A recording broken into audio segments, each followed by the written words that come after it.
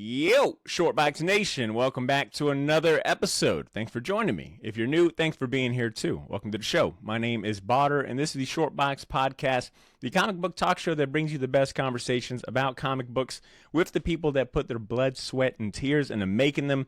This is episode 424, and as you can tell from the snippet in the intro that I've got another great guest lined up today. But before we get to that, let me remind everyone of just one thing. I've just got one very quick announcement, and we'll get the show going. C2E2 is this weekend. By the time you're hearing this episode, this weekend is C2E2. I've been looking forward to it. Obviously, I'll be there. And if you'll be in Chicago attending the convention too, it means that you have a very unique opportunity to attend a live podcast show like never before. I'll be hosting a comic podcast crossover live show on Friday, April 26th. From 11:15 to 12:15 p.m. It'll be in room S405B. Granted, I don't think anyone's going to memorize that because most of you are either driving or doing other stuff. So I'll say I have links. I'll have a link to the panel information and everything in the show notes. So if you want to check that out later, please do so. But what you'll find is that I will be joined by very good friends of the show and frequent guest co-hosts, Chris Hacker and Aaron Knowles from the Oblivion Bar podcast, and Greg Lichtig and Andy Vargas from the First Issue Club. We're recording a live podcast show celebrating the best comics of the year so far. We'll be highlighting creators to keep an eye out for, and considering the people involved with the panel, you can expect the typical brand of comedy and entertainment that happens when you put me in a room in front of mics with these guys. If you ever heard any of the other episodes where Chris and Greg have been guest co-hosts, you can expect that on steroids. So once again, if you're attending C2E2 this weekend and you're looking for something to do, or maybe you just want to break from the con floor and standing in lines, I encourage you to come sit in for this live podcast show taking place Friday, April 26th at 11:15 a.m. Check the show notes for details. Now, with that out the way, I want to go ahead and talk about our guest of honor today. Today, I've invited David Pepose on the show. David is a former crime reporter turned Ringo Award-winning comic book creator. He's written on hit titles such as Punisher, Moon Knight, Savage Avengers, Fantastic Four, Darth Vader, Black, White, and Red, and was responsible for writing and introducing a new Punisher into the Marvel comic universe. But Marvel isn't the only company that's tapping into David's stunningly subversive writing style. Dynamite Entertainment has also brought David on board for a brand new series that hopes to bring an iconic cartoon character back to the forefront of comic and pop culture. That character is none other than a character that first debuted in 1966 in the Hanna-Barbera produced cartoon of the same name. If you're too young to remember that show, chances are you're probably more familiar with Space Ghost as the host of his own late-night talk show in the cult classic Space Ghost Coast to Coast, which aired on Cartoon Network from 1994 till about 1999. Now, Space Ghost is returning to his crime-fighting origins with the release of a brand new, modern retelling of his origin story in Space Ghost #1, which will be available in comic shops everywhere on Wednesday, May 1st, with David Pepose on writing duties, joined by superstar artist Jonathan Lau. I've had the opportunity to read issue 1. I had an advanced copy, and I can say it's pretty damn great. All right, it is. I also safe to say it is not your dad's Space Ghost. You've never seen Space Ghost this badass. All right, it's a more mature reintroduction of the character for a modern audience. But you don't got to take my word for it because we got the guy writing it here with us. Shortbox Nation, without further ado, let's give it up for the man of the hour and welcome David Pepose to the show. David, welcome to the Shortbox. How are you doing today? I'm doing great, Botter. Thank you so much for having me. Thank you for that lovely introduction. I am so excited to chat with you about all things Space Ghost today. And you came dressed appropriately, too. I did. Right before, I was pretty excited to see, your face pop up on the screen wearing a Space Ghost shirt. I was in the middle of telling you that I have spent all day on eBay looking up various Space Ghost toys, merch, collectibles, and I must say it is not cheap. Space Ghost merch is not cheap. That's what happens when you're a cult classic. Yeah. Yes, I've got a couple Space Ghost shirts. I got a Space Ghost Co when I got my first script approved. Oh, wow. Yeah, he's a really fun character, but like you said, there's a whole generation of fans who have no idea who Space Ghost is, or they only know him as a talk show host. And that was something that was really exciting for me, is that we're really kind of like reclaim his superheroic roots and reintroduce him to a brand new generation with all the storytelling methods of Yeah. 2024. Well said. And I was in the middle of in the process of doing my research for this episode. I tend to like to go online. I read as many articles as I can, but I also like to go into the comment section of certain articles and other Sure. comic platforms, which is kind of like you never know what you're gonna get in the comment section. Tread lightly Hope is you my brought your warning. hazmat To suit. Yeah. my yeah, because it can get toxic in there. But I think I seen a comment that I think maybe it's probably safe to say maybe encapsulates maybe the perspective or leading question for a lot of new fans that see like this title and this name and it might be familiar with them from Space Ghost Coast to Coast. But I was like, this is such a perfect question to toss up. And Yeah. this comment in particular, I'll quote it here. I wrote, I know nothing about Space Ghost, besides he has a cartoon talk show or something. Is this book an easy jumping on point, or is it a part of some previous Space Ghost lore? And I thought it kind of encapsulates what I think a lot of people, Yeah. especially like new fans, are probably thinking when it comes to Space Ghost. I didn't see the old cartoon. I vaguely remember Space Ghost Coast to Coast. Who is this guy? Like, I guess I guess with that, let's use that as our leading question here. Sure. The new series, like, do you have to know much about Space Ghost to You jump don't on need to board? know a damn thing. There we go. That I knew going into this, that there's a whole generation of fans who don't know who Space Ghost is, or they're drawing sort of like a half memory, either from like Hmm. reruns on Boomerang, or maybe if they're Yeah. from another generation, seeing that original '60s run or the '80s revival, or maybe they only know Space Ghost from the Hmm. Joe Kelly and Ariel Olivetti Yeah. miniseries DC, or Jeff Parker's Jeff Parker and Doc Shanner's Future work. quest. Hmm. But you know what? That's a lot of homework. You don't need to do any of it. For us, this is a brand new jumping on point. It's a clean slate. I wrote this book to appeal to newcomers and diehard fans alike. So There we go. you don't have to. You don't need to do any backstory. You don't need to watch any cartoons. Don't need to read any books. For me, it was all about it was sort of mirroring the sense of rediscovery that I had when I Hmm. was doing research for this book. For me, I did watch all those old cartoons, and that kind of helped me figure out how Space Ghost's universe worked and how his powers worked and his supporting cast. And then for me, it was about how do we distill all that and make it as user friendly of an introduction as possible. So you'll see from our very first issue that we actually have not one but two point of view characters, and they really are kind of the way that we explore Space Ghost's world. Hmm. It's two of his sidekicks, Jan and Jace, and they really serve as the point of view characters for our book in the same way that Kitty Pryde was the point of view character Wow. for the X-Men 2 generations ago. So yes, you don't have to have read anything. This is a brand new jumping on point. This is a clean slate as far as I'm concerned, and we're really going to be kind of building this whole entire story from the ground up. Well said. And as someone who has had a chance to read an advanced copy of issue one, I foolishly made the mistake of reading it really late at night. I read my comic books like when I'm in bed and I just need something to Sure. wind down. It had quite the opposite effect of like winding me down and making me tired. It had me like pumped. I was Good.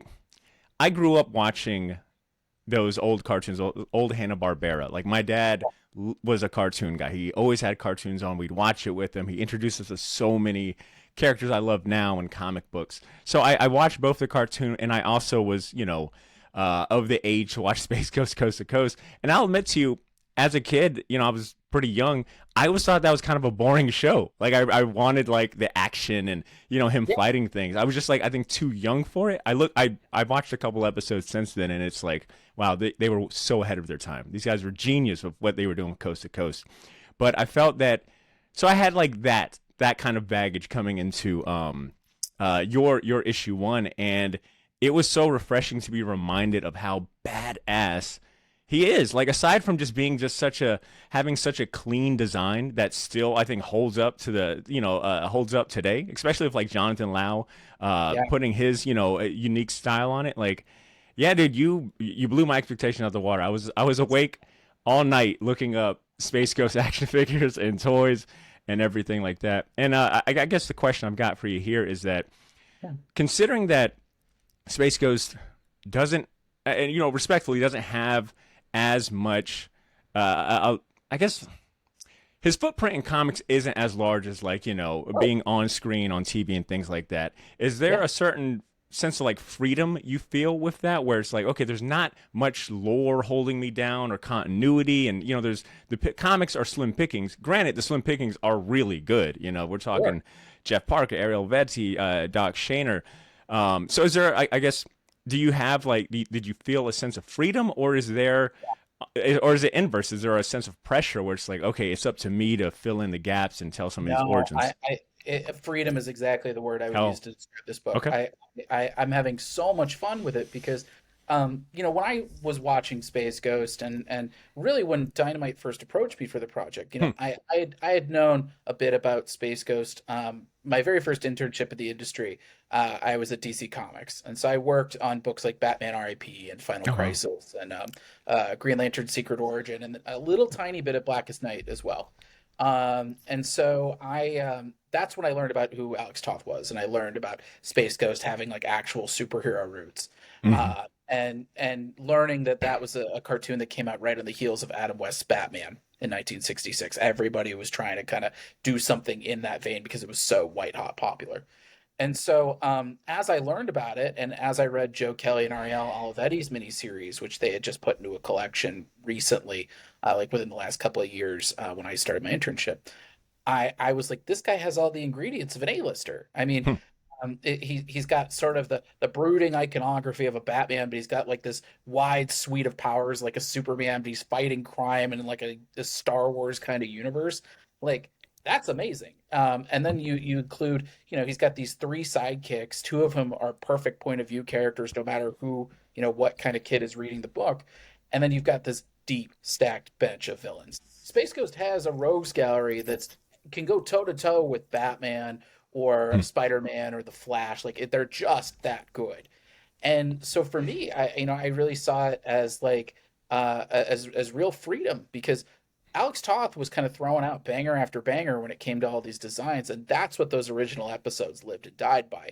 Hmm. There's no continuity in the original Hanna-Barbera shows. There's no backstory. They're only 5 minutes a pop. There's barely enough time to introduce the villain, the plot of the day, throw the heroes in, and how do they fight their way out.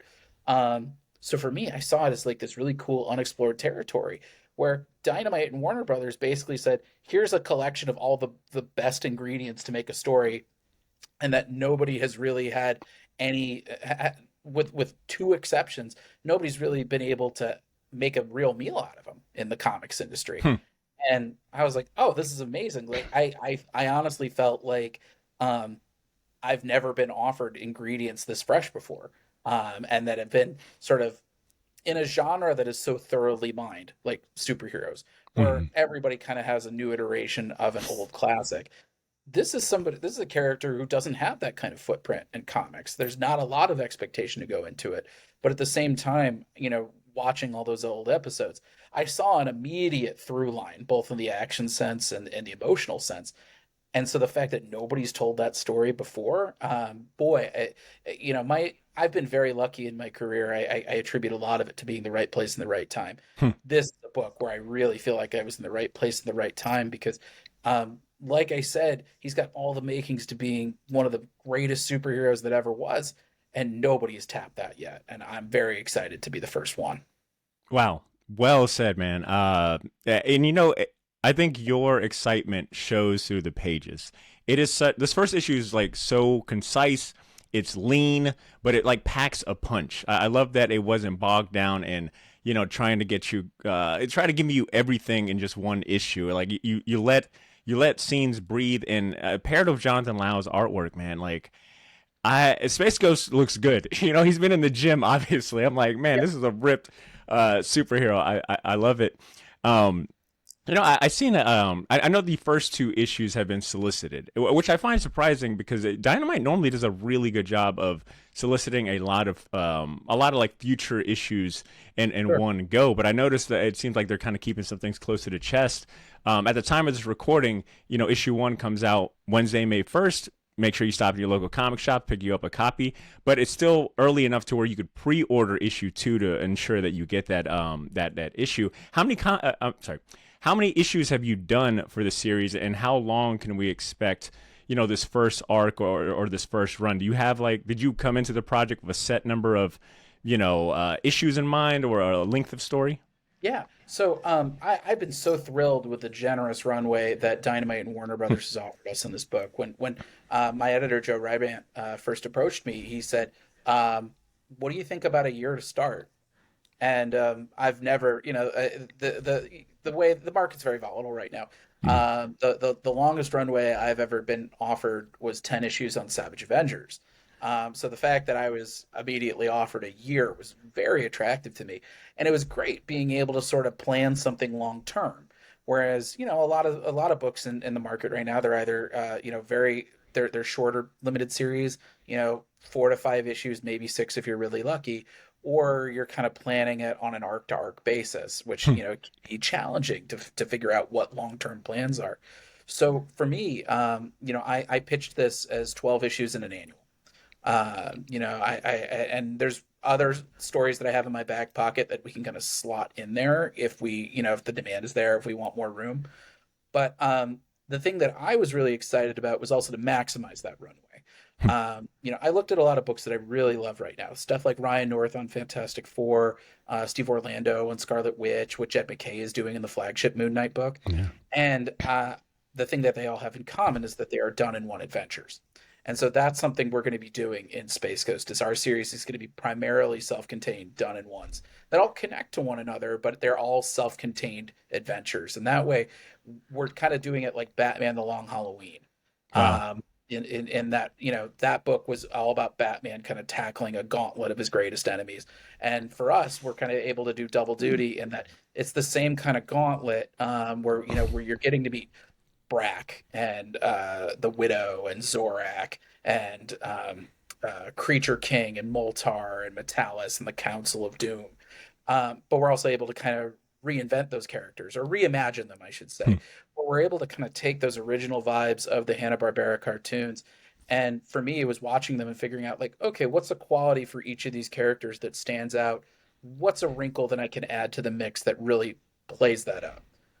For example, a character like Brack. I love him as a villain because he's not like a world conqueror. He's not out there looking to take over the galaxy. He's got very blue collar aspirations. He's almost like he's a pirate. He's just looking over to knock off the nearest gold freighter with his brother. And so I saw that opportunistic streak in Brack, and I thought, okay, what's a cool wrinkle that speaks to that? So you won't have to wait long to see how we do that. Or somebody like Zorak, who you just see based on his design. He's a homicidal praying mantis. There's something inherently alien about the way he sees the world, that insectoid brain.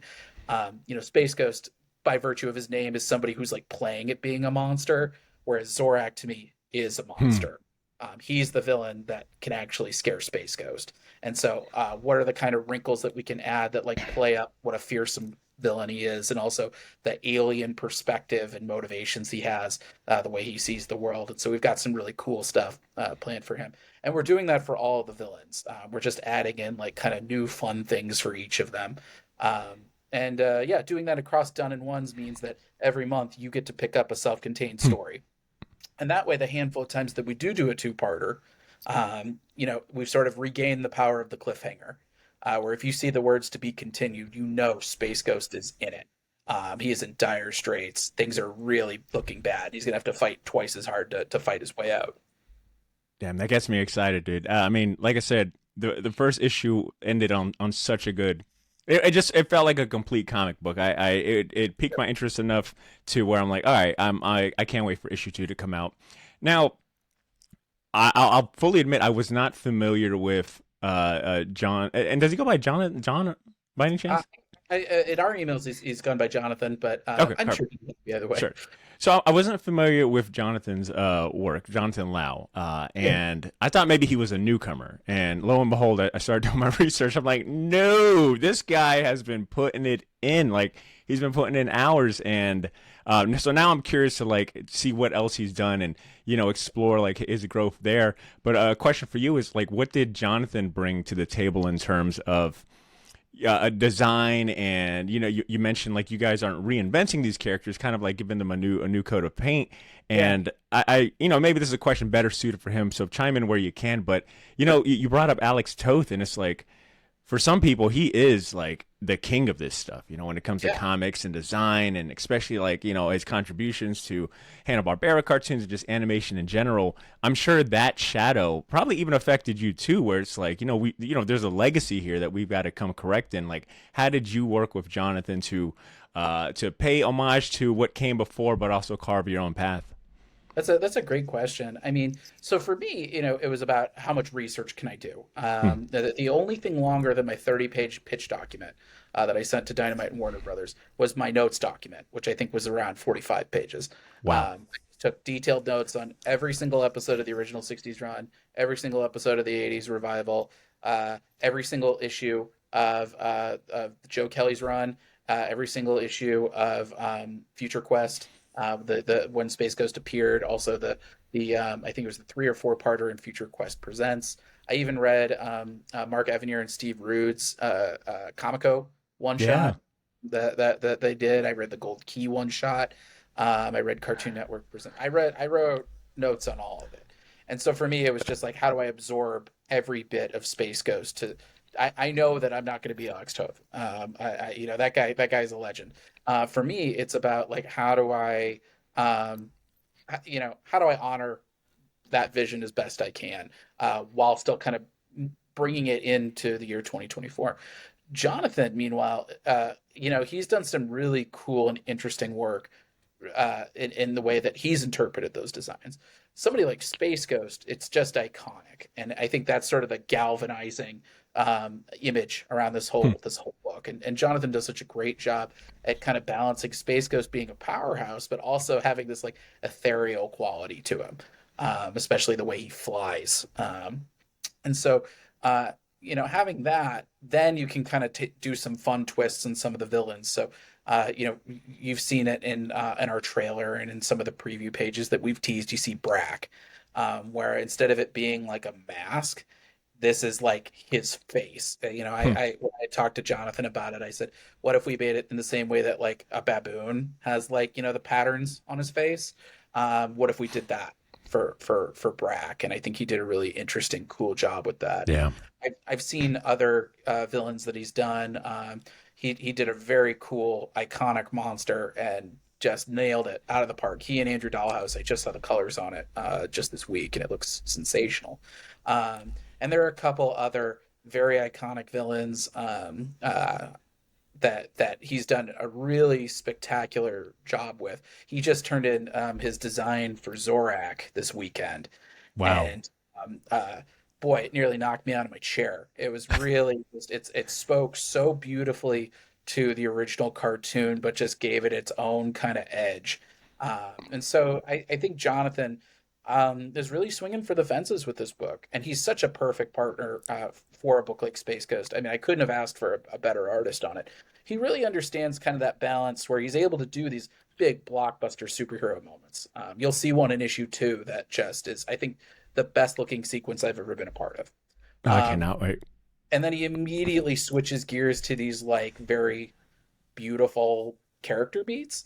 Whether it's, Jan and Jace like having to comfort each other like when their entire lives have been ripped away from them, or just like what do these kids look like when they're hanging out on Ghost Planet for the first time. Hmm. And I think that goes a long way to making you fall in love with these characters. So I think Jonathan really is doing a lot of heavy lifting in that regard, and he's being very bold and experimental, while still I think maintaining a reverence for those original designs. And so I think the way that he's reclaimed them and recaptured them is really cool. And then yeah, teaming him up with Andrew Dahlhaus. Andrew's fantastic. I worked with Andrew on a 5-page Miles Morales short last year at Marvel, and I was really taken with the energy behind his colors. And he is doing just I think some of the best work of his career on Space Ghost, Wow. where he's able to translate all that kind of sci-fi space opera energy, and again translate it in the way that we would be expected to see it in 2024. So it really is just it elevates these beautiful inks just to the next level. And then rounding out our team is Taylor Esposito, our letterer, and he's a lovely guy. I've been friends with Taylor for many years. I actually owe him my career. He introduced me to my very first colorist, the Oh, late Jason Smith, and so without Taylor, I wouldn't have had that first book, and I wouldn't be here. So it's really nice to finally be working with him on a direct market release, and he is really uh, doing a lot of heavy lifting and making sure that like all my one-liners land. So yeah, it's just been a really good team that I think we're kind of feeding off of each other, really kind of pushing each other to like keep delivering our A game. So it's been a really wonderful dynamic, and I couldn't be in better hands with this team. that is so awesome to hear, and it's a little reminiscent of um, my chat with Christopher Priest. I had him on about a month ago to talk about the new Vampirella 666 issue and relaunch, and he had nothing but like glowing remarks to say about like the Dynamite team. And coming Yeah, from someone like him who's kind of like bounced around and been to every publisher, it really felt like, he had a lot of love and respect for the Dynamite team and what they do. So that's awesome to hear you echo that as well. And on yeah, the topic of Dynamite, one of the headlines I came across and related to Space Ghost was a Bleeding Cool article. The title was Space Ghost #1 now has orders of 67,135 copies. Still not enough for Dynamite.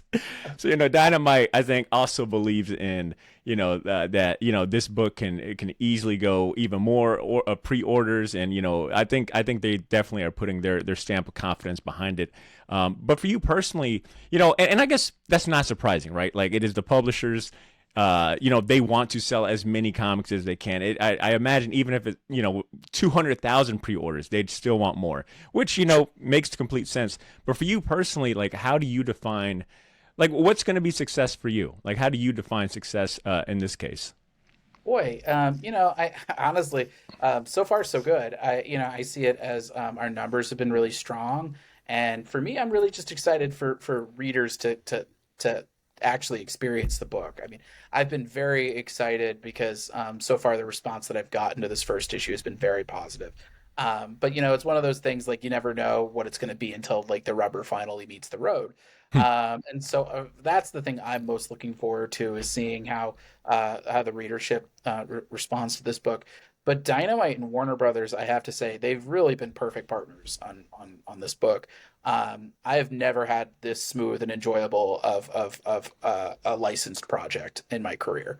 I've worked on books like I've worked with characters like Conan the Barbarian, and I've worked in the Star Wars universe, and I've worked on some stories for the video game Astroneer, and I can tell you, Warner Brothers has been a dream to work with on Space Ghost. They've been really encouraging for me and Jonathan to kind of follow our instincts and to kind of, if we see a path that's we consider to be the most dynamic and character driven, they say go for it.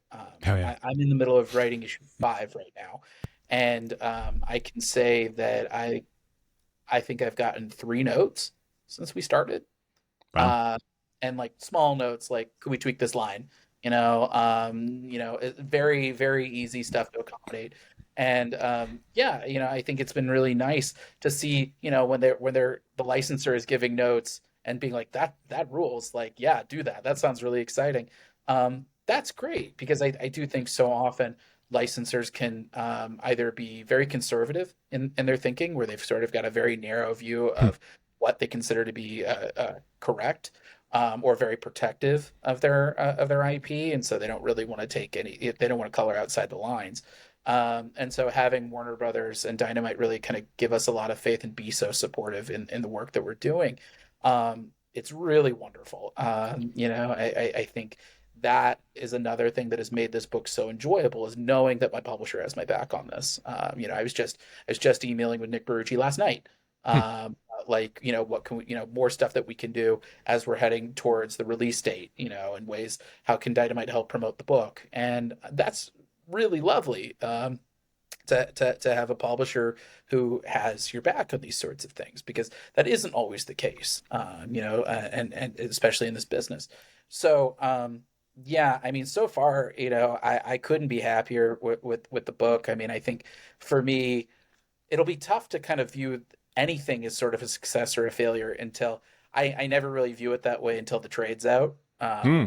I think I tend to not want to rest on my laurels, and I'm always. I think this stems from my very first book, is I'm always worried, like, is this going to be the issue where everybody turns? Is this going to be the issue where they're like, I've had enough of this Pepose guy? Yeah. And so it's only like when like the last issue is out that I'm kind of like, okay, like I feel safe that people liked it. And even then, it's when the trade comes out because I'm always like, oh, are people going to rediscover it and hate it? um, so, but I will say that like I'm really proud of the work that we're doing on this book, and I think it speaks to something, the kind of books that I love writing, which is they're very diverse in their subject matter. You know, we're able to play with a lot of different genres and tones and influences across all the different villains, and it all feels organic thanks to kind of Space Ghost's high concept of half superhero, half Hmm. sci-fi space opera. So you can really encapsulate a lot. And yeah, being able to kind of like add a fresh coat of paint to it in a way that I think still honors what came before, but also feels accessible and new. And so, yeah, this is really kind of the rare book that really does check all my boxes. So we've been putting our heart and souls into it. So I can't wait for readers to respond to that. And yeah, I'm feeling pretty hopeful that they're gonna like it as much as I do. I share that same hope. I think especially fans or listeners of the short box will appreciate this first issue a lot. Um, moving on really quick, but on a related note, we are Sure. recording this episode on April 17th. 2 days ago, April 15th, was the official 30th anniversary of Space Ghost Coast to Coast. It first aired April 15th, 1994. I think there was like two pilot episodes prior to that, but the first episode aired almost, well, 30 years ago. And you had shared a tweet, saying, hey, happy anniversary, Space Ghost Coast to Coast. I'm so grateful to folks like George Lau and Andy Merrill, who first introduced me to Space Ghost growing up. Our upcoming comic wouldn't exist without Coast to Coast keeping Space Ghost name alive. Well, I try to say that like 10 times fast. um, and I'm wondering, have you had any interaction with like George Lowe or Andy Merrill or any of the original creators of Space Coast Coast to Coast? Yeah, I actually Andy Merrill was really lovely when we first Wow. announced Space Ghost. Couldn't be a nicer and more gracious guy. And I saw that his Twitter following I think doubled if not tripled that just this week with the Space Ghost Coast to Coast 30th anniversary. He is a real sweetheart, a lovely man. He was so kind. He actually, I sent him a copy of our first two issues, and he said some really nice words about them, leading into our final order cutoff. And yeah, I feel like we really do owe the Coast to Coast crew, and we owe them a great deal. I don't think that this book would never exist without them, and I think, and it wouldn't exist in its current format without Coast to Coast either, because I think Coast to Coast, in a lot of ways, it kind of encased the bones of Space Ghost and Amber. It was a very different kind Hmm. of beast. With that talk show format.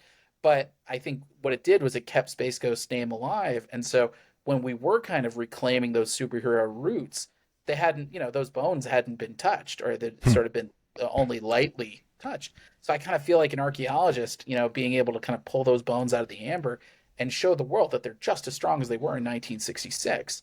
If anything, I think they might even be stronger because the superhero landscape is so hypersaturated these days that not only do you have superheroes, but you have deconstructions on superheroes, things like the boys.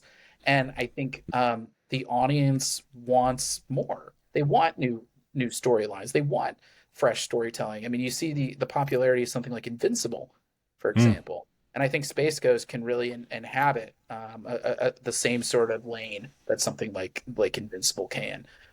So yeah, being able to kind of like work on something like that, it wouldn't be possible without without Space Ghost Coast to Coast kind of carrying that legacy for so much longer than the original cartoon. I mean, the 66 run, that was one season, and then the 81 revival was one season.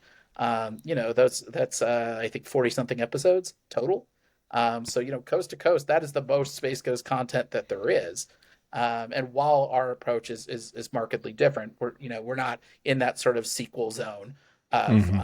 of the talk show. Yeah, I think we owe Andy and George and the rest of the gang a real debt.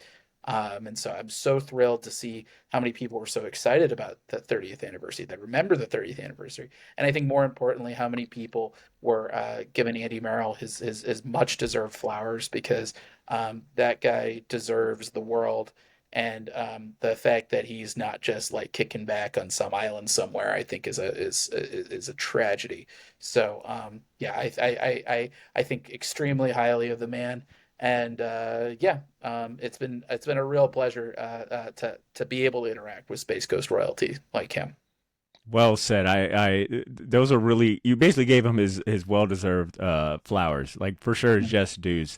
And I also learned, I was today years old learning that Andy Merrill is also a fellow podcaster, so even more reasons to like him.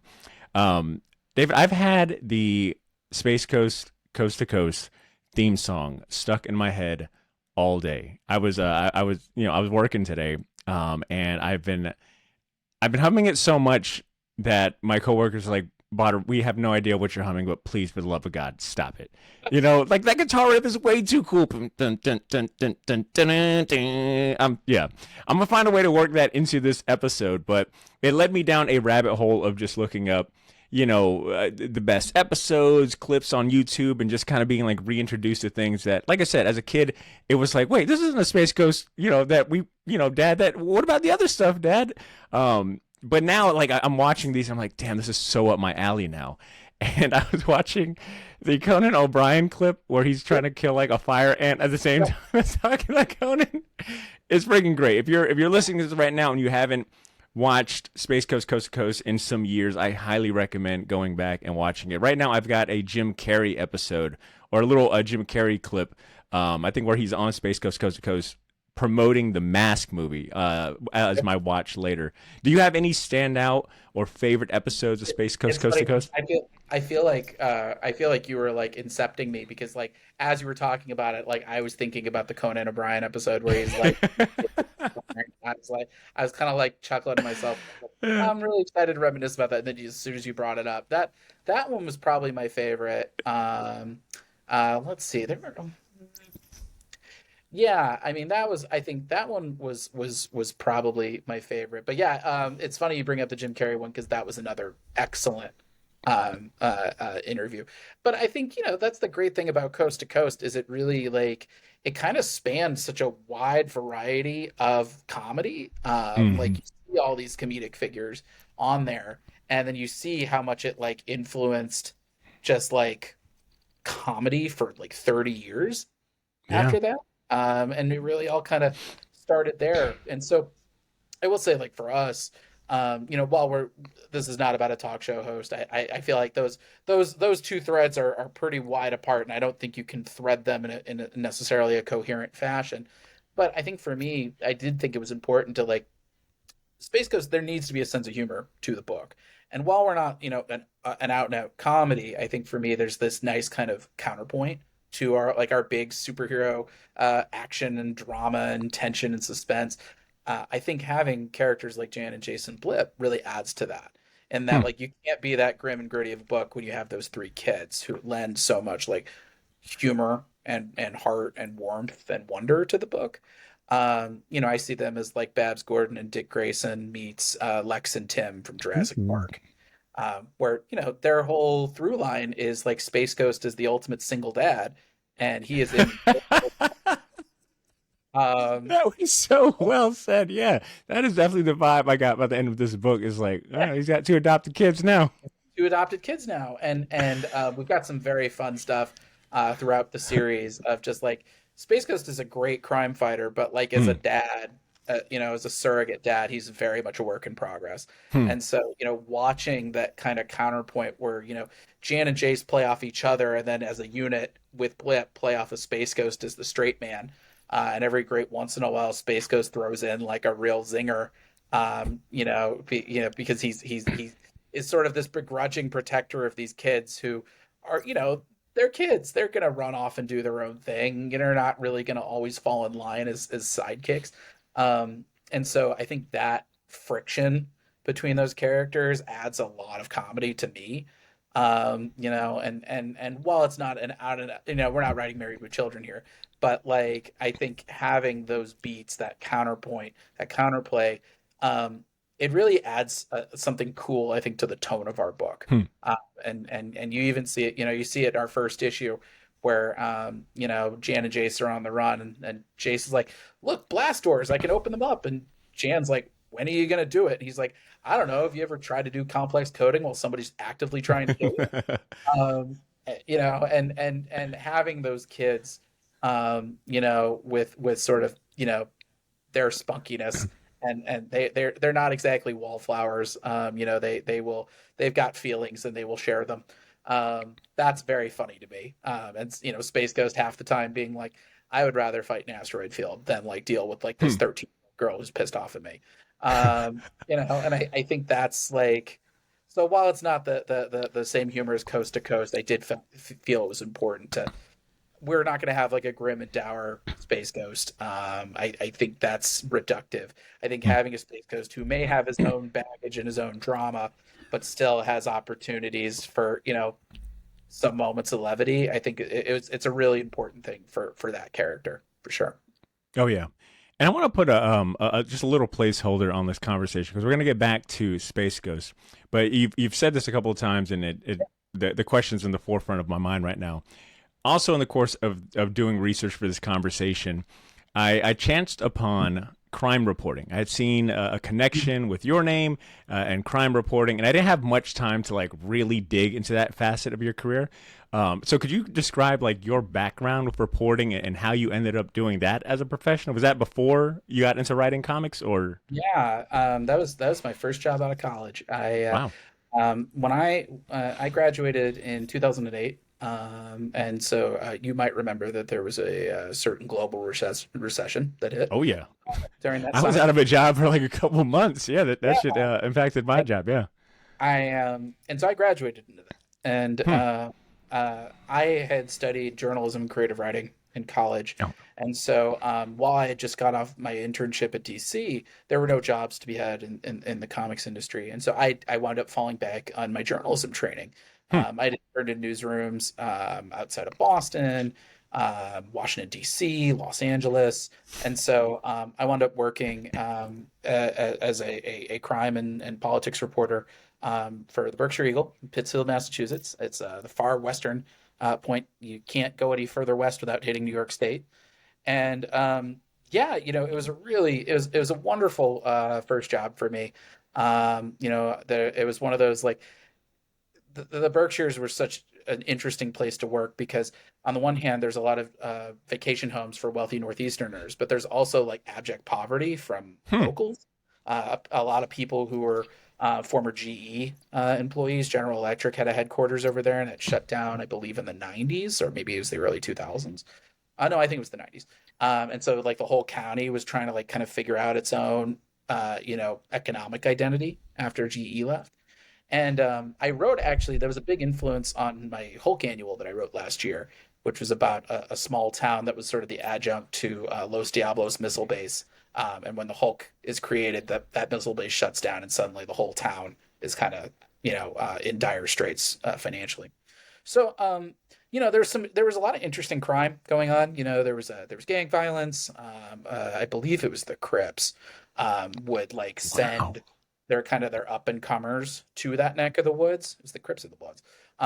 They would send their up and comers from there because it's a little harder if you're in Albany, or it's a little harder if you're in Springfield. But like Berkshire's, like that's it's like finishing school. Um, Ample training ground, I guess. Weird. um, so you'd have the occasional like somebody winding up in the hospital because like Hmm. they get slashed across the face. The snitches get stitches. There was drugs, for sure. Also, though, there was like sometimes just like rural crime. There was a period for a while where there was a farm that had like two guard llamas that were bow and arrowed. And they What? Yeah, I Wait, had to did you figure that. say first? I guess there's a lot to unpack in that sentence. Guard llama, and then Yeah, they were bow and arrowed. yeah. So Wow. like it's there's rural crime, Huh. and Got then it. also it's like it's Western Massachusetts, so the weather can be kind of extreme, and so what Hmm. happens if like a town like Beckett or Otis, when there's a snowstorm, that means the that entire town is without power, Hmm. or car accidents and things like that. On top of sort of being like a semi-forgotten part of the state, and so how are they interacting with the decision makers in Beacon Hill, in Boston proper. And so, yeah, those, it was a really interesting gig. I used to call all the police stations every night, get a sense of like what was going on. And, yeah, and while I don't necessarily feel like I brought, like the specifics of the crime beat to my work, I think my actual journalism training was Hmm. crucial to becoming a comics writer. It taught me how to write on deadline. It taught me how to write kind of modularly, like because you only have a certain amount of space to fill, so you have to prioritize what you're going to say. And sometimes you'll get a good quote, and you'll write it somewhere, and then you'll look at the thing a little bit later and be like, that quote's buried. Like I got to Hmm. bump it up. So you kind of lop off the transition from the top and the bottom, and you kind of bring it back up, and then you rewrite the transitions. And I do that for my scene work all the time. Taught me not to be afraid of a blank page. Taught me that I had to, how to be resourceful in coming up with my own stories. Um, it taught me kind of the value of publicity, Wow. and how to write a press release and how to like interact with publicists, because I was on the other end of it, on top of moonlighting and comics journalism. I worked the evening shift, so I'd usually get in around 3 to 11 at my newspaper job, and then I'd go to bed, and then in the morning at like 10 a.m. I'd be writing stuff for Newsrama until I'd head back out at 3. So yeah, it was a really wonderful period of my life. It was certainly a young man's game. I look back on it and I don't know how I was juggling basically two full-time jobs while teaching myself how to write creatively. But yeah, I Wow. don't think I would have this career if I hadn't had that time at the Berkshire Eagle. You said something interesting there where you said that your journalism background, the crime reporting, um, gave you confidence that you weren't afraid of a blank page. But on the rare occasion, and I guess even maybe like today, talking about Yeah. today, how do you overcome like artists or I'm sorry, not artists, writer's block when and if like you run into that? Like, do you have like a little thing you do or something like you go towards? Like, how do you overcome Sure. writer's block when it comes up? Well, I think that the first decision I have to make is that like, am I not feeling anything because I'm not feeling anything, or am I not feeling anything because I am physically or mentally exhausted? If it's you're physically or mentally exhausted, the answer is simple, because it usually comes down to, have you eaten, have you hydrated, have you slept, have you showered? And if the answer to any of these things is no, you do those things. And I think once you're sort of past that, the Maslow's hierarchy of needs of it all, um, then it kind of comes down to, um, sometimes you just got to write through it. I think I think Brian K. Vaughan said something like this. It's a messy paraphrase, but like everybody's got like 100,000 crappy words to them, and you have to write through all of them to get to the good words.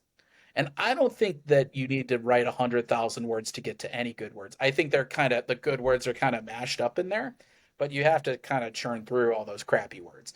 And I feel like I'm still churning through crappy words. It's just statistics. So for me, my thinking is, uh, just write anything, even if I'm chucking 99% of it tomorrow. It means I've written through the crappy Hmm. words, and hopefully I'm a little closer to the good ones. Um, I think beyond that, like I'm very fortunate. Like, I bounce ideas off my friends. I bounce ideas off my fiance. Like, just, half the time it's just, hey, I have a stupid idea. What do you think of? And half the time while you're writing it, just typing it out, you're like, that is a stupid idea. Or, oh, you know what? That's the way to fix that. I mean, um, what I really do, he'll make fun of me if he ever hears this interview. I will write emails to my editor but not send them. Wow. because half the time, like especially working with somebody like Tom Brevoort over at Marvel, who I love that man. I respect the hell out of him, but I also know that like he's juggling a million different things, and I don't want to bug him with like nonsense. So half the time, I will write an email and I'll be thinking to myself, "Is this worth emailing Tom about?"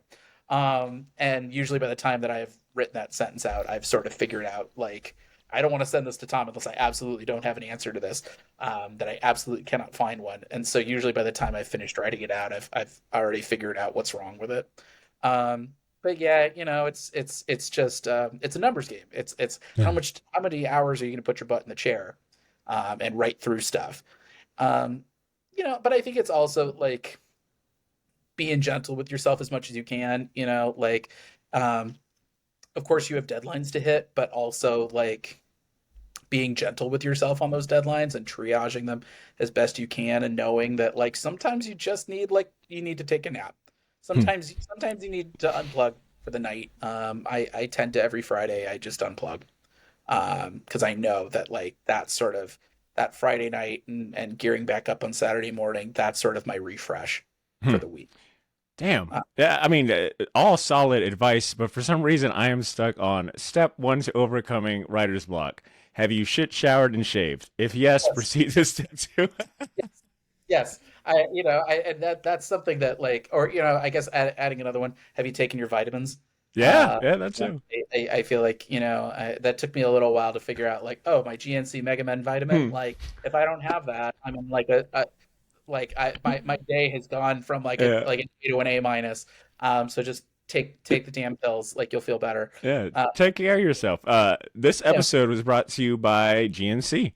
Make sure you get your multivitamins in there.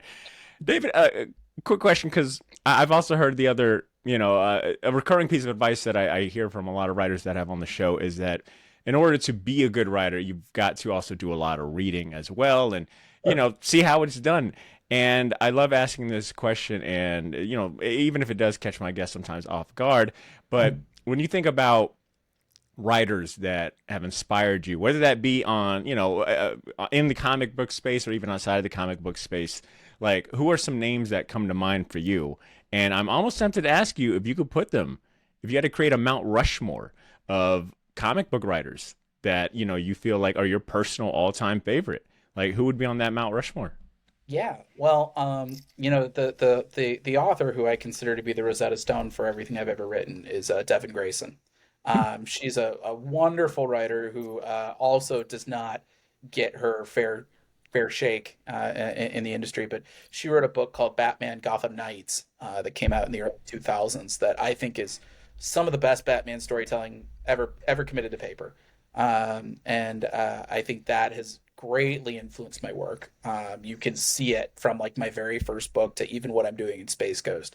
Kind of like this cool balancing act of like action and drama, but also these like really heartfelt Hmm. moments. So she's definitely up there. Jeff Johns, I love both his pacing, but also like the way that he mixes character work and metaphor work. He did an issue of Justice Society of America. That's one of my favorite comics ever. It's called Bells and Whistles, and it's about how Jesse Quick became Liberty Bell, and basically why her mantra is a cracked bell. And it's Hmm. because spoilers, just because something's broken doesn't mean you throw it away.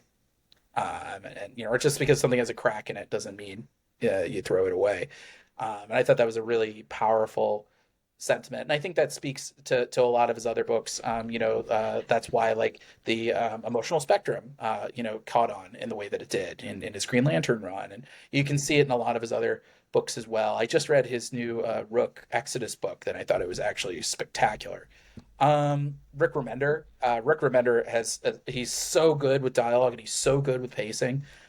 His run on Punisher was actually a huge influence to the way that I approach my Punisher miniseries. The way that he does action is, I think, some of the best in the business, and his books like Uncanny X Force and Uncanny Avengers and his Punisher run they're some of my favorite things. Um, Dan Slott. Dan's a big influence on me. He's actually one of the first creators that I ever really kind of corresponded with. He taught for one for one section, he taught an intro to comics writing class for Comics Experience in New York City during my internship. And so I got to know Dan right before he jumped on the Spider-Man titles. I think they had just announced him on Mighty Avengers actually at that point. And Dan has been such a wonderfully supportive guy, and just I wish I was half as talented as he was. He's really the way that he balances humor, but also like the intricate way that he plots things is that's maybe more aspirational than I guess Greg Pak is another one. Greg Pak is the guy who I think I owe my career to. He's the guy I did a bunch of interviews at Newsarama, a lot of process related stuff because I wanted to learn about the nuts and bolts. And he told me, everybody sucks when you start. Everybody sucks. You're allowed to be bad when you're learning how to write. And that was the light bulb moment for me. Because I, up to that point, thought, oh, you're either born with it or you're not. And that's wrong. I mean, listen, like learning how to write a comic is just like learning how to build a chair. Like, don't tell me like, oh, you're born with it if you don't to learn how to build a chair. All you got to do is practice and build a lot of crappy chairs. And so I think those are the ones that immediately spring to mind. But I'm sure there are others that I haven't thought of at the moment. David, you handle that question like a boss. Like I'm surprised how quick you were able to rattle off that list, and to have such a contemporary list too, like a pretty up to date list. And I'm sure like if given time, you probably could name 100 other writers that have influenced you. But I love that list so far. And I'll be honest with you, I was not familiar with Devin Grayson. And for anyone that Yeah, she's maybe wonderful. also yeah, and for anyone that might have that's listening that might have got their ears perked at that if you type in Batman Gotham Knights, you're gonna be bombarded with everything but what we're talking about here, and you're gonna want to search Batman Gotham Knights Transference. And a Yes. little fun fact here that's news to me. Uh, this made history as the first ongoing Batman series to be launched by a woman, and now this popular series will be collected together for the first time ever. So there's a trade paperback out if you're curious about it. I've already got it in my cart. You brought up who was it? Rick Remender in Yeah. Punisher. Yeah. And I understand that you're the man that Marvel called on to take on the very big responsibility of writing the new Punisher that was introduced after Frank Castle bit the bullet, no pun intended, terrible pun at that. But Yeah. you were responsible for the revamp of Punisher and bringing Yeah. a whole new character to the Marvel comic universe. That series has just wrapped up with issue 4. I think there's a trade coming out in Yep. May Yep. June timeframe. How did that feel to have that responsibility on your shoulders? How did you navigate that assignment and the pressures that come with it? Yeah, it's funny because I think my Punisher miniseries, it had certain things in common with the way that I'm approaching Space Ghost, but in other ways I think it was like completely diametrically the opposite. Hmm. Space Ghost, like we've talked about, it already had a lot of pre-existing lore that we could kind of draw from and develop. Whereas I think the trickiest thing about Punisher, whether it's Frank Castle or Joe Garrison, our new Punisher, there's very little in the way of like a rogues gallery because you tend not to survive fighting the Punisher more than once. There's only a small number of people, and on top of that, we were kind of creating a brand new character whole cloth, and not only that, but a character who. The Punisher is a controversial character in the Marvel universe, but he's also controversial in the real world. And so that was something that we really talked about at length. I think we were developing that book for close to 2 months. Wow. Just back and forth daily emails with me and Tom Brevoort, because it's one of those things. If we're inventing a new Punisher, if we're starting him from the ground up, we know that there are a lot of political minefields on all sides of the Hmm. political spectrum. And so, how do we kind of thread the needle and avoid any of those landmines that, if you step on them in the wrong way, that becomes the character, that just consumes the character. And so, like one thing that I really took into consideration was, like the Punisher's a fun character. Obviously, I wouldn't have written him if I had, and that came from actually me writing Punisher 2099 in the pages of Savage Avengers. I had asked to use him in our second arc, and my editors really liked how I did it. So that got me this gig. The Punisher's a fun character, but he's also I feel like it should go without saying, but it doesn't. Is that he's like the ultimate "don't try this at home" character, you know? I don't think And I've and ever heard him put that way, but I think I'm going to start using that. Yeah. yeah, I mean, I don't consider the Punisher to be like an aspirational figure, but there are some who do view him that way, and I do think like it becomes a little chilling sometimes if you hear somebody in law Hmm. enforcement or military be like, that guy's my guy. And I'm like, that guy whose whole deal is that like he's above the law, that like extrajudicial vigilantism, just Old Testament. Um, and so for me, something I really wanted to do is I wanted to make sure that like our Punisher was on a little bit of a higher shelf.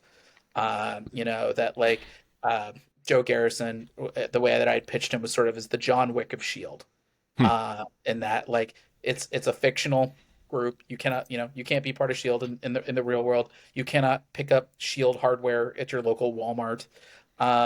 You need very, very, very specific training to be the Punisher. But also like how do we focus on the choreography of it all, which is why I went into sort of the gun fu of John Wick, because you look back at some of those 90s Punisher books, they had a whole series called the Punisher Armory that was literally just like basically a guns and ammo catalog. It was just like Hmm. this is this gun that Frank Castle uses. It wasn't even a story, it was just a collection of pinups of weapons. Like the 90s were a different time. Dude, that uh, sounds so weird hearing that like with today's like lens. yeah. Like it made uh, sense in the 90s, but you hear that now you're like, "Wait, it's a book of illustrated guns?" You know they got like real gun magazines, you know? It was, it was one of those things. The Punisher was so popular back Yeah. then that like they just wanted to have as much content as possible, and Hmm. so being able to do all that, and then I thought the other thing that I thought was really important is, um, and I learned this. I knew this was going to happen, and then when we announced it at San Diego Comic Con, I was proven correct. Is that like the Punisher is one of those characters wherever you stand on the political spectrum, everyone has a very loud opinion of what they think a Punisher story should look like, where they think a Punisher story should not go, what they think a Punisher story should be, and oftentimes they're diametrically opposite to literally anybody else. And so for me, it was kind of like trying to bring down the temperature of the room rather than like punch and counterpunch, but also kind of to ask myself, like, what are the questions that everybody's really getting at? And so the question that I kind of boiled everything down to was, don't you think everything's just like hopelessly rigged against the little guy? That like society's like a little broken, people fall through the cracks, and the people in charge just either can't or won't help them. And that's where I felt like that was sort of my angle for Joe Garrison as the Punisher, was I wanted to make him a Punisher for the people. That if the law can and won't help you, this is the guy you turn to help you settle the score. And I felt like that was something that kind of really threaded the needle, in that like it still is a comic that feels like a Punisher comic, but one that, kind of escapes any baggage, one that is like kind of very firmly planted on like doing, it's still the greater good.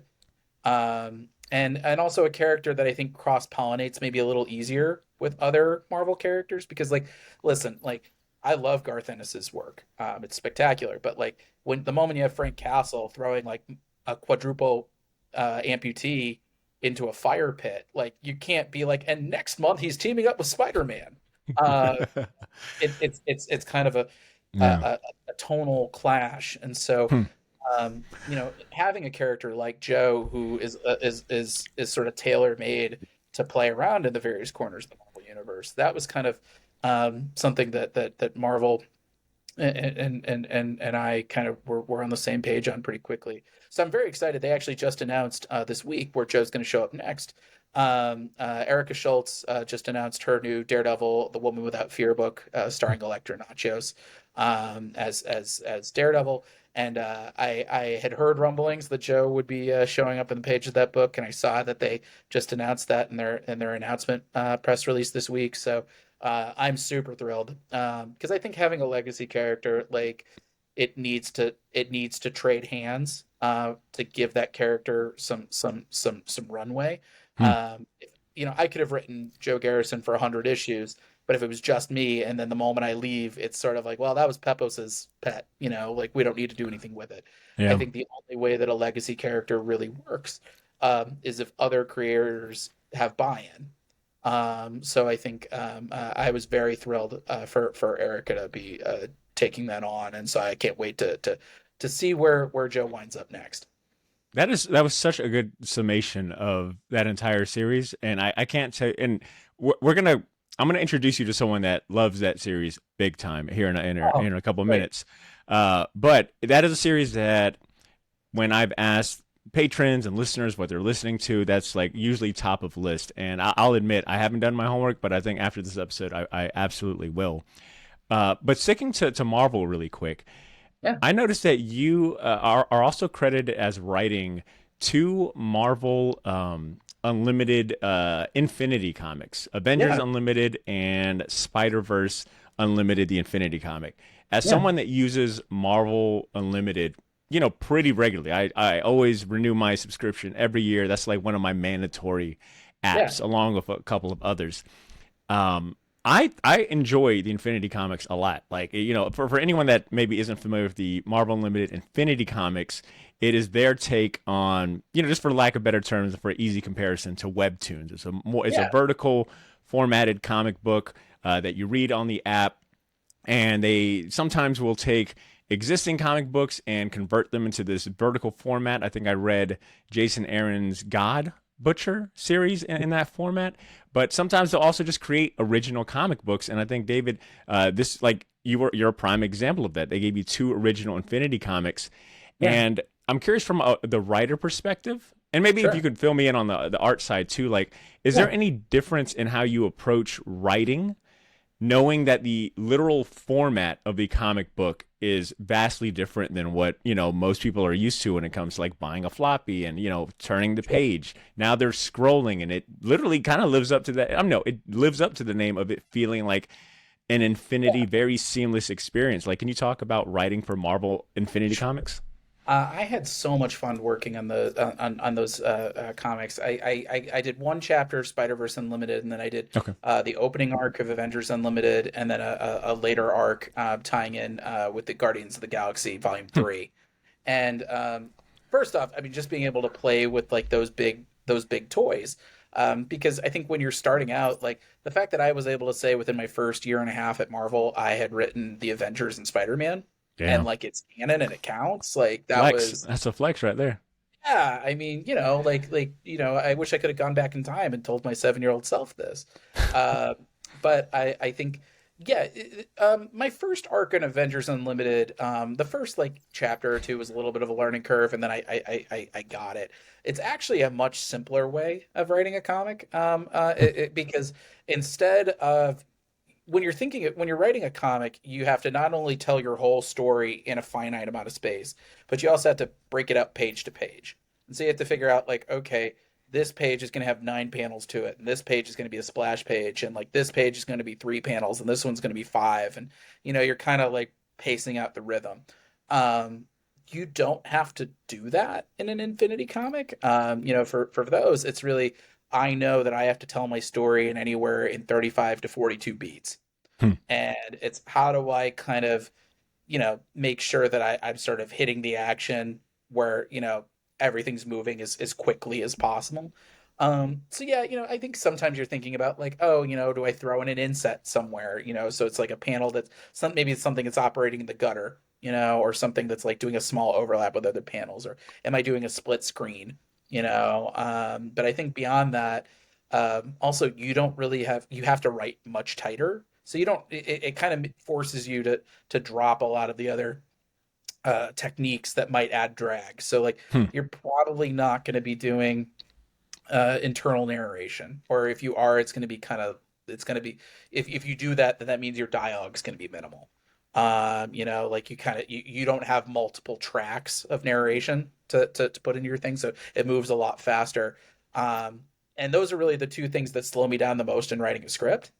Yeah, once I kind of got into my groove, writing that first Avengers Unlimited arc, I know like my Spider-Verse Unlimited script, I think I wrote in like 2 days. Those scripts I can usually crank out in like 3 days a Yeah. pop, whereas like writing a normal script usually takes me 5 to 6 days. Hmm. So it moves much faster. Yeah, the only thing I think that bums me out a little about those is just I think those books go a little overlooked. I Mhm. feel like the work that I did on Avengers Unlimited, particularly my Avengers and Guardians team up, is some of like I think some of the best work I've done at Marvel. But it's I think the work that like nobody's heard of. Um, yeah, I think I really enjoy that process, and I know that they've sort of switched gears a bit in that like rather than kind of having people popping in and out for different arcs, which is what they did our first year. I believe they've sort of switched gears now towards like single creative teams doing longer runs. Hmm. And so I wish I could play in that sandbox again. I really enjoyed it. I don't know when the next time I will, but yeah, I had a lot of fun Hell yeah. out with those books. Yeah, And I yeah, highly recommend. Yeah, I highly recommend if you've never, for any listeners out there, if you've never gotten to experience a Marvel Infinity comic, it is it's a refreshing. It's just refreshing. It's a fun way of reading a comic book, especially if you're someone that like does a lot of reading on your iPad or digital. I think it's a really fun aspect to the Marvel Unlimited app. And I know that like Dave, you're among like a pretty good roster of writers and creatives that have been given the opportunity to do like a unique or original Infinity comic. Like I think Jonathan Hickman got to do one for like a X-Men Krakoa tie-in, and then I think Declan Shelby got to do a Wolverine one. So I think you mentioned that you feel like the Avengers one might be some of your best work and it's overlooked, but I think give it a couple of years and I think that'll really start like becoming maybe not the norm, but I think there'll be a bigger spotlight on it. I think more people will check it out because it's just fun, man. It's just for a digital reading experience, it just makes a lot of sense. And I guess maybe that's why Webtoons is doing so well because like they've kind of figured out how to make it a seamless yeah, experience. yeah. I think you hit the nail on the head. Is that it feels very seamless in a way Yeah. that scrolling left to right, like if you're reading it on a Hmm. digital reader, is a little less intuitive. So yeah, I think the Infinity things. Not only are they're just they're fun to read, but I think it's also just a fun way to kind of showcase a whole bunch of talent that you might not Yeah. know. I know Jason Moore from a book called Voracious and By the Horns. I believe he's doing, I think he might be doing a Spider-Man Unlimited run Oh, right cool. now. And he's a super talented artist, and I couldn't be more thrilled for him. So yeah, being able to kind of see, or Derek Landry, did a long run on Avengers United Hmm. recently, 26 part storyline, I think it was. And so, giving these creators like a chance to strut their stuff. I think that's my favorite part of the unlimited stories. It kind of has all the fun of an anthology, but I think you get a longer runway to tell even cooler stories. Well said.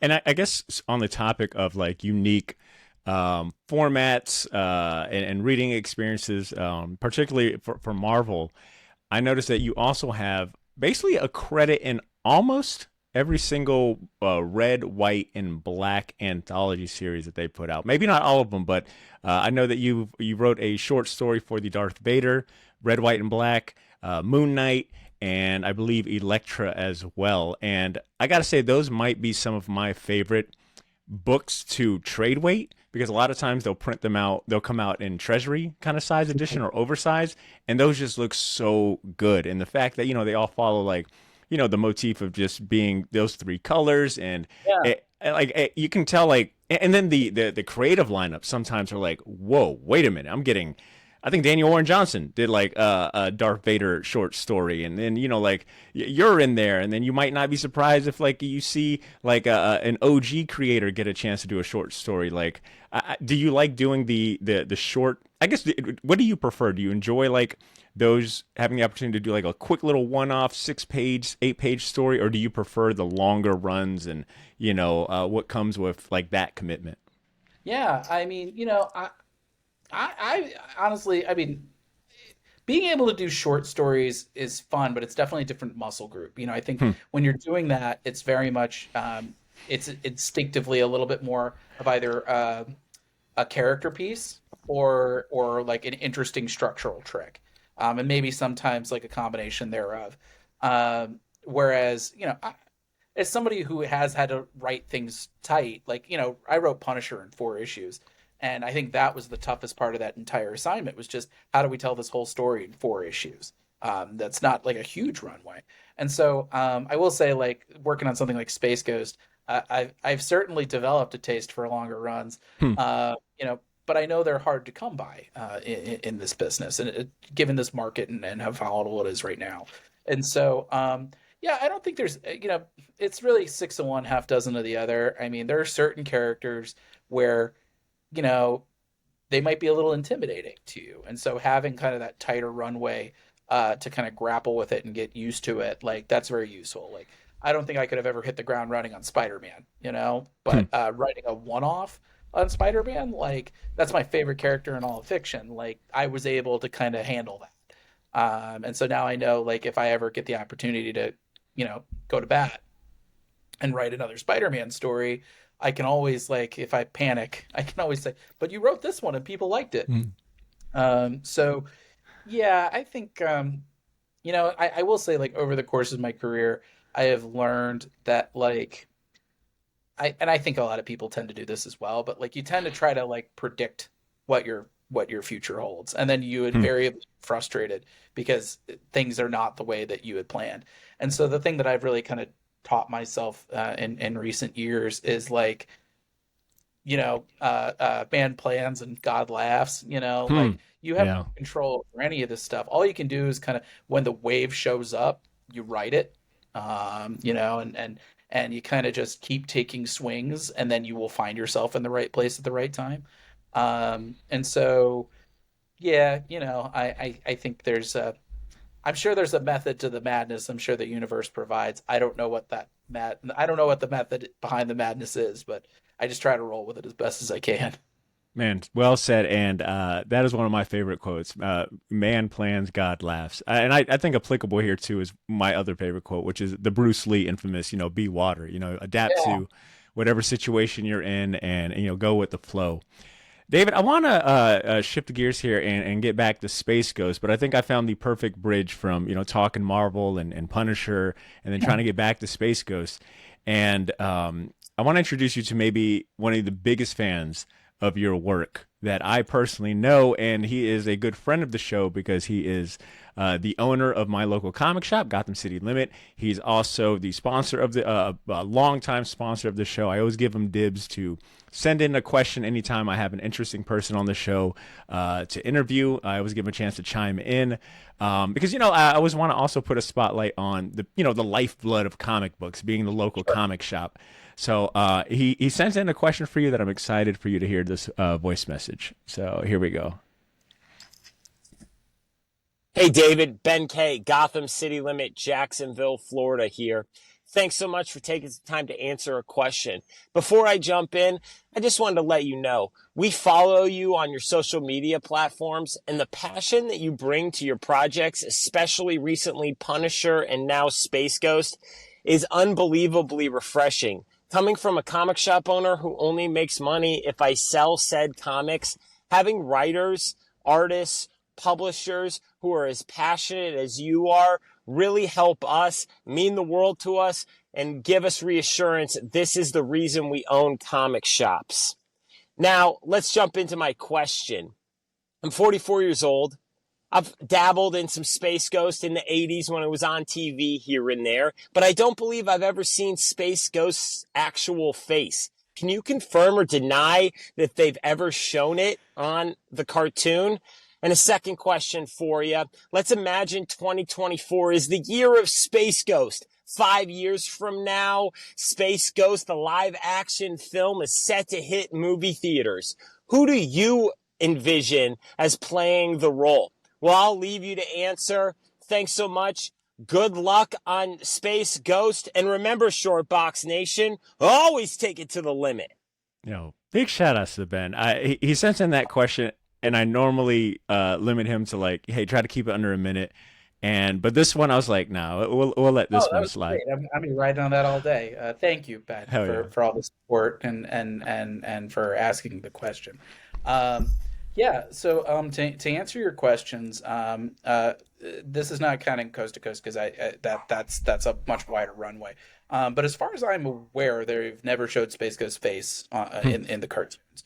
They have shown his face in comics, and so but yes, they have never shown it in the cartoons. You'll see Space Ghost's face a very tiny bit so far in what I've written. I think you can count on one hand the Hmm. number of panels, maybe two. Um, as far as who would play Space Ghost, hmm, um, boy, somebody had a really good recommendation. They told me this a few weeks ago, and I'm trying to remember what it was. But I will say the one that I had been leaning towards was John Hamm.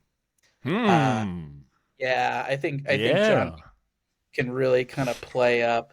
Um, I think the complexity of that character, particularly a guy who, in our run, he comes from a place of tragedy. You know, he's the sole survivor of his planet that was attacked by space pirates. They now refer to it as the Ghost Planet. And so that's what's kicked him off on his crusade to fight hijackers and space pirates, as he wants to, stop other people from experiencing the tragedy that shaped his life.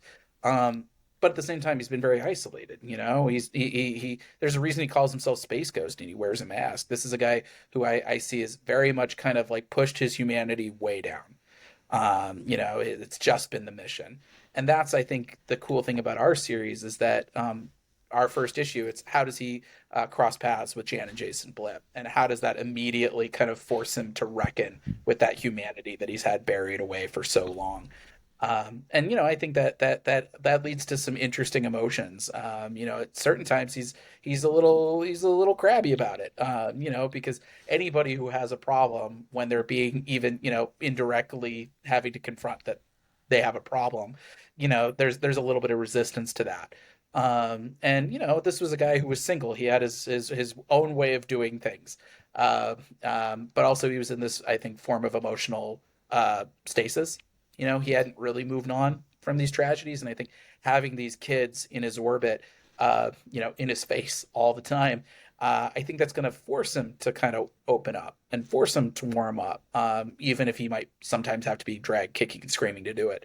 And so I think somebody like John Hamm, I think, could really kind of embody a lot of that, both the cool grandeur of the superhero moments, but also like the kind of sometimes the snide banter Hmm. with the kids. Also these, like, I think, very heartfelt moments when, like, he realizes that, like, he cares for these kids, and like that's the thing about being a parent, is that it's your heart running around on the Hmm. outside.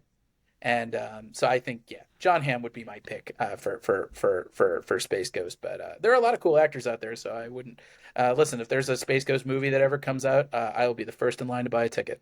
Damn right. I'll go ahead and add because obviously got that question a little early, so it's been on my mind, kind of rattling on my mind too. And I think if I'm going off of your first issue, just strictly off the first issue, Carl Urban comes to mind. I think he's Yeah, got he's like, great. yeah, I think he's got like, it's gonna sound weird, but he's got like the chiseled chin. I'm thinking about Uh, like Judge Dredd and just how like chiseled he looked and menacing and not menacing, but like just rugged and tense. The authority that he carries with like his facial expressions. Think about like the boys and Judge Dredd. I think he would make a stellar adaptation. I think he would do your Space Ghost from this first issue like immense justice. I think Carl Urban would be a great Space Ghost.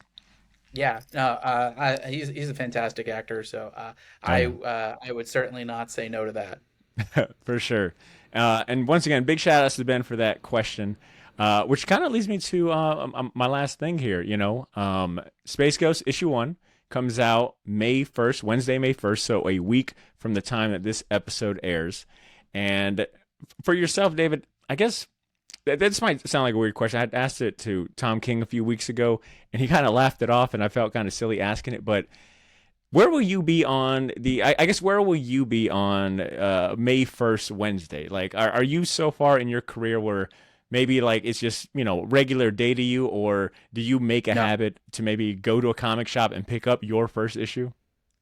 Oh, So I'll actually be picking up my books probably the night before, okay. at the Comic Bug, my local comic shop. Cool. Wonderful people. They've supported me since my very first book.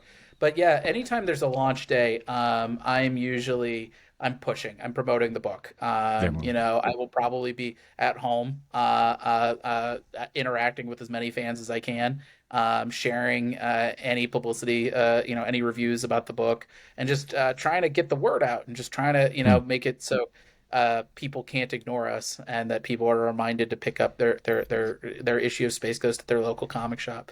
Yeah, I mean, I always see launch day as like a real celebratory day. I don't really get a whole lot of work done that Hmm. day because I consider the work to be pushing the book. So yeah, that's where I'll be May 1st. But you can find me at Emerald Knights Comics on Free Comic Book Day.